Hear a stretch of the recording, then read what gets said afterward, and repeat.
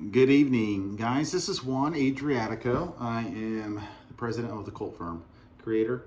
Um, this is a little introduction video to a lot of people that are joining our team. I want to tell you a little bit about my story and some where I came from and how I started this company. But the journey started back in high school. I knew I always wanted to be successful. I was always extremely hardworking, but I never knew how to get there. I just knew if I did the right thing and followed the route and went to school, went to college, and did what I was supposed to do, that I would be successful. And some terms, in a lot of terms, a lot of people say I have been successful, and that's great financially and academics and so forth. So went to Lander University in 2001 and 2005 on a baseball scholarship. Got my college degree in 4 years as an NCAA athlete in business and marketing management. I was told that, if you do the right thing, you go to college, you follow the plan, then you'll be successful. So I got out of college in 2005. Here I am with a college degree. Thank God I didn't have a lot of student debt because I was on a baseball scholarship. But after all the busyness and taking all the classes and getting to my 300 level classes in marketing and statistics, and you're just doing a lot as a business major. Back then, we didn't have the internet, was just kind of coming online. I found out that I had no experience. And having no experience when you're trying to apply for jobs, people really don't give you a shot. And if they give you a shot, it's kind of like, okay, it's some insurance. Go sell some life insurance, which is, I tried that, didn't work. Tried some other things that didn't work for me. Very discouraging. I did try, I always liked marketing and sales, but I needed to sell something that actually I could make real commissions on. My father's in sales. My whole family's been in business owners. So I knew I wanted to be a company owner one day, but I just didn't think the timing was right. And a lot of times timing is everything in life. When it comes to business, you have to be ready for it. You have to be at a season in life where God has you, where you can grow, where you're able to listen and be still, be quiet. And that time I wasn't ready. So I went ahead and tried to go work for my dad back in Florida. We had quite a few properties. We had about 20 warehouses, and he had apartment complexes we owned, and I helped manage those properties for him. But it wasn't mine. It was all his assets, and I wanted my own thing. So here the story continues. In 2006 to 2008, I went back to graduate school, got a master's degree in counseling and theology and practical ministries, and became commissioned as a United States officer, as a second lieutenant. Went to airborne school as a paratrooper into the United States Army. 2008, I found myself, and asked me what duty station I wanted. After I finished Fort Jackson, I went to chaplain officer basic course. I was one of the youngest Army chaplains in the Army Chaplain Corps history. Very exciting. I looked like a baby at the time. I was like 27, but I looked like I was like 18. And that was kind of the big joke. A lot of chaplains were like twice my age, old enough to be my dad's. But as I went into the Corps, I went to Hawaii, went to Iraq. Dramatically changed my life forever. I was a task force chaplain, served 12 months, and in those 12 months, I lost 12 of my soldiers. Got killed by either suicide or IED attacks, or bombs, or mortar attacks, so forth, small fires. So here I did several memorial services and did 67 patrols of my troops. At the time, a lot of people don't know, chaplains go into combat with no weapon. We don't carry a firearm, so basically you are walking by faith and praying to God that everything goes smooth in the sense of war. So it is a very unique dynamic. So as soon as I got back, they gave me an option to go to Ranger School. I was with the 235 Infantry out of Hawaii, and then I chose to go to do my doctorate studies to do 4 units of clinical pastoral education, which is basically worked in a level 1 trauma center and Brooke Army Medical Center at the time as a hospital chaplain. And while I'm doing that, it was fine, but I was working in a burn unit, and I was working in Intrepid Center, and it was very intense, pretty emotional.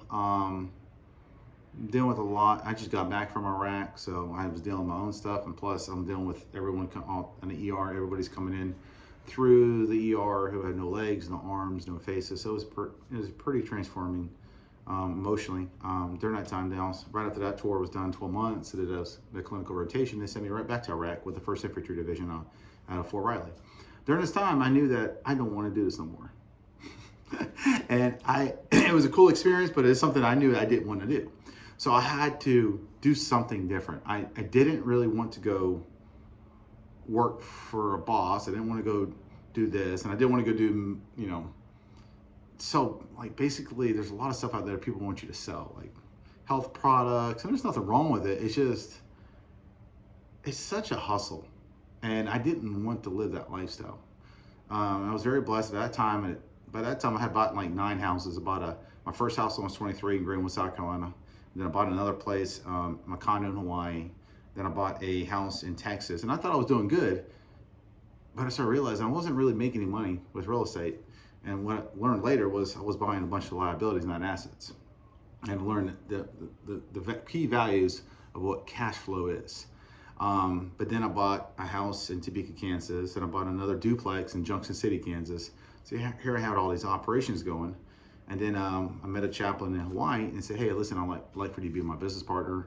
I want you to be a backer and financial invest. And at the time, I was like, I needed something different. Needed to pivot. At the time, I was making 6 figures, making good money, but I wasn't really getting where I wanted to get. And I wanted to have a different lifestyle. And so, there's a lot of fear there that, okay, now what do I do? So I got into business with a business partner. Turned out that we had 3 retail stores and government installations. It was doing good. We were making money, but the money was going out the back end. And I was wondering what is going on here. Found out that my business partner was stealing from me. So I was like, that stinks. So I had to end up flying back from Kansas down to Fort Hood, Texas, shut the operation down, had to file a lawsuit against him, and trying to track him down was like trying to find a ex-convict. So here I am, literally went home to Kansas, was pretty much about to cry my eyes out because I got duped, I got fooled. And called my dad, who's been very successful in business, said, I'm proud of you. I said, I never thought he would say that in a million years, like, I'm proud of you for failing. He says, no, I'm proud of you for taking the leap of faith. Now you understand what it means to be a business owner. You have 2 options. You can quit or you can keep going. So I took that opportunity to really pray about it. I said, I'm going to keep going. Got another business going called Green Tree Smoothies. In 2012, I was still active duty as an Army chaplain working with the 101 BSB. So I would work, get up at 5 a.m., go to PT, 6 a.m., go shower, be at work at the office at 8, 9 a.m., work all day till 4 or 5 p.m., go to the smoothie shop and restaurant and work till 12 a.m. to 1, sometimes close at 1 a.m., get up at 5 a.m. and do it again. So I was burning the candle both ends, okay? Working a full-time job plus working a restaurant as a part owner, my business partner. Company's doing good until 6 months we had to close the doors because we weren't making enough cash flow. Like, dang it. So I realized that retail stores and restaurant business wasn't for me. So I said, screw it, I'm gonna go to medical sales. So I threw my hands out, went up to medical sales college. I said, I really need to know how to sell. I need to really understand how to sell top tier items. I want to be the guy in a suit and tie. I want to be making a lot of money. How do I get around those type of people? So I said, all right, it has this thing called medical sales college where you can sell orthopedics. I heard that orthopedic sales reps make a lot of money. Knew nothing about it, but that's what I just heard from my friends who are doctors and physicians, but they knew nothing about it because they're being sold to. They weren't actually in the business. So I flew to Colorado, paid $10,000 for a training course, spent 6 months training under the name of a guy named Jim Rogers. Now, Jim Rogers at the time was the #1 Stryker rep for Stryker products when it comes to orthopedics, like hip replacements, shoulder replacements, so forth. And I tell you what, I learned a lot from Jim, and it was very, very great. It was a great learning experience. I learned a lot about myself that I don't like selling medical products. It's not really my thing. And I tell people that you really have to sell something that, #1, you connect with the product or service and it fits you. It makes sense to you.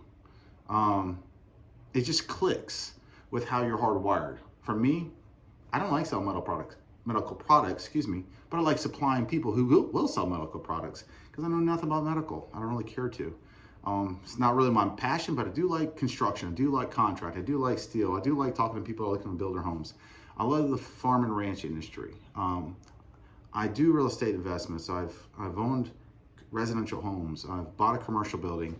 I've learned how I've got a real estate license after all this, because during that time I got duped out of a situation. I started learning how to build websites. Gave someone $10,000 back then. You had to pay a web developer to do your websites. Well, they stole 10 grand, and hence I learned how to develop websites because I didn't want to get fooled again, right? So there's a lot of trial, there's a lot of error, there's a lot of trial, there's a lot of error, there's a lot of growth when you're growing a company, or you're trying to develop something, create something. It takes a lot of toughness. Most people would have quit the first time or would have never tried. But I've learned that is not my DNA. My DNA is, I'm probably not going to outsmart you, but I'm going to outlast you and out bulldog you. So you got to know how you're hardwired. Some people are very intelligent. They're great with social media. They're very techy. I say leverage that to your advantage. You have to leverage what you're good at for you to be successful. Okay, when I played college baseball, I was first team All-State in Florida in high school. Coming up here in baseball, I didn't have a great arm. I tore my shoulder before I even got to South Carolina in high school, but I knew I can hit. And that was how I made a living through college. So you have to look at yourself in the mirror and say, what do I want in life? What type of lifestyle do I want? You know, it may not be the lifestyle you're living now. You can't focus on it now. To focus on where you want to be. Because if you focus on where you're at now, could be very discouraging. You always have to continue to realize it takes baby steps. It takes one sale, then 2 sales, then 3 sales, or whatever, to progressively get you to where you need to get in life. That can be selling cars. That could be selling steel. That could be selling architectural plans. All you got to do is make sure you sell the truth, person of integrity, make sure you're offering quality product and quality service. And I've learned as a business owner, make sure you're hiring quality people. Because at the end of the day, quality people represent your brand and your name. And even though you have a great product, a great brand, and a great name, they can ruin it overnight because they don't know how to be people of integrity. You know, as a military officer, you're under scrutiny 24/7. Your whole life is under an evaluation. So it is continually, it's always about honor, integrity. But at the end of the day, you also got to know when to say no and stick to your values, okay? So here, moving forward, 2016, I created a baseball organization and went back into the Navy. Medical sales didn't work. I did work for the first few months as a top sales rep, but I don't like working for other people. I like working for myself. I like controlling my numbers. I like controlling my percentages and what I can make. That's the freedom I wanted. And that's the freedom I like giving to other people. Like, you can control your own numbers. You can control what you can make. And that's the beauty about what we do here with a firm, okay? We're going to teach you how, you know, the key to business is being able to offer a very quality product, high quality service, but a very affordable rate, okay? And to make sure that you're communicating with your clients 24/7. And if you can do that, there's a lot of money to be made right there, okay? So I don't care whether you're selling steel, barnuminiums, architecture plans, but you also have to be a master and expert at whatever you do. And that means investing a lot of research, a lot of time, and just continually never stop reading and learning and growing, because that is what we believe with this firm. That's how we've been so successful. I've had a lot of people come, I've had a lot of people go. The great thing about the company is a lot of people always come and go. That's just life. And some people are in your life for a season, some people are in there for a longer season, and so forth. But really, in our value system, you always got to put God first. Okay, as a chaplain, I always say you got to put God first. Some people are going to lie about you. They're going to say this about you. At the end of the day, you can only take accountability for you. You can't control what other people say. You can't control what other people do. You can only control your own personal values. You can only control you. And you can see it even with our administration or government. There's that war within each other, okay? So you can't control what other people say about you. If you do, then you're probably not a leader. You're probably a sheep or someone who's following the flow. Okay, you have to be a creator. You have to be someone who's innovative, someone who's aggressive, someone who thinks outside the box. That's what we do here. Is the great thing is with the firm is we're able to connect our clients, contractors, or end users with quality products for a lot less. And that's really, we have connections with overseas, with China and Ukraine and Russia. We have manufacturing plants in the US now. We are actually a manufacturing plant in the US. And we are a manufacturing plant. We have manufacturing plants outside the US. You don't get any closer than the source of where they manufacture and they make it. So that's the beauty about being on the wholesale side, that we are able to save our clients 50% because we are now the manufacturer. Before, I was selling for a third-party manufacturer, but now I'm co-owner of a steel manufacturing plant. That's how you're going to beat out the competitors. So that's the beauty about what we do. Having your own design team, a quality team that offers a quality product with design professionals, not people who call themselves professionals, but people are actually licensed professionals. There's a big difference. So now we've learned to overcome those hurdles and only use licensed professionals.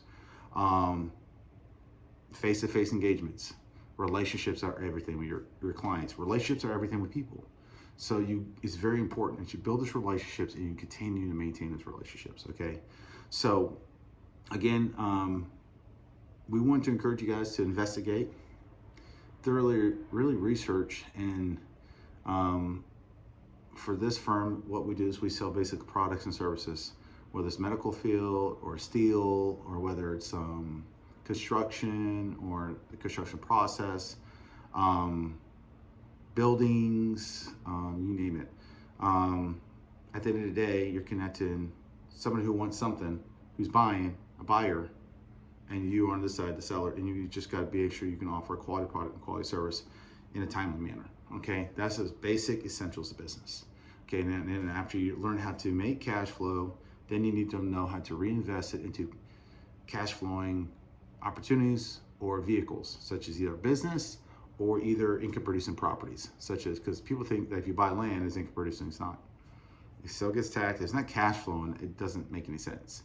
Apartment complex, it cash flows. We can talk about real estate. We can talk about different assets and liabilities. What's the difference between an asset and liability? Basically, an asset is anything that makes you money every month, and a liability is anything that costs you money every month. So either you got to work for it and support it, or it supports you. Okay. So which one do you want to have in your portfolio?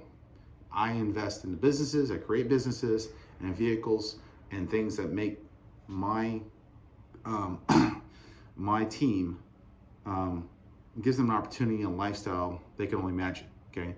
But you have to teach them about financial literacy. A lot of times I've realized that coming into this industry and teaching people is, a lot of people just don't understand money and how it really works.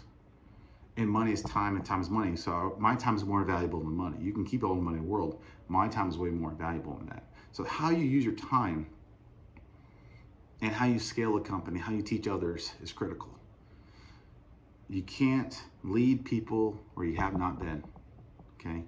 I cannot teach people how to market, how to sell, if I haven't been there myself, okay?